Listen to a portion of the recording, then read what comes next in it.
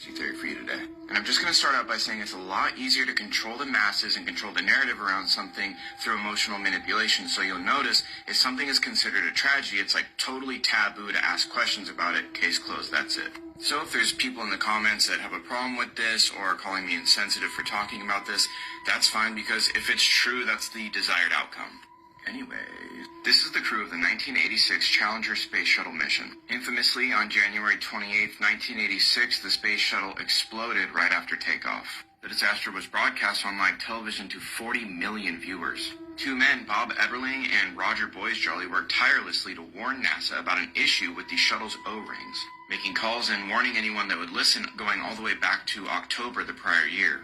They warned that if these O-rings were used on a launch on a day that was below 40 degrees Fahrenheit, that there would be a catastrophe. But of course, no one listened, which automatically kind of makes me think they wanted the catastrophe to happen. Roughly 80 seconds after the launch, the shuttle exploded and all 7 crew members lost their lives. This is Judy Resnick, an engineer and pilot aboard the Challenger mission. In 2013, an eagle-eyed internet user found Judith Resnick, a law professor at Harvard Law School. Some people were a little taken aback by the identical name, age, and likeness, so they started digging. This is Michael J. Smith, also an engineer and pilot aboard the Challenger shuttle, who passed away that fateful day in 1986 at the age of 39 years old.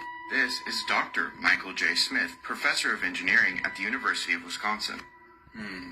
This is Sharon Krista McAuliffe, arguably one of the most famous things about the Challenger mission. She was supposedly just a teacher that was picked at random to be one of the astronauts, which made it all the more tragic when she passed away due to the Challenger disaster in 1986. This is Sharon A. McAuliffe, also a law professor who received her degree shortly after the Challenger disaster. Dick Scobie was the commander of the mission.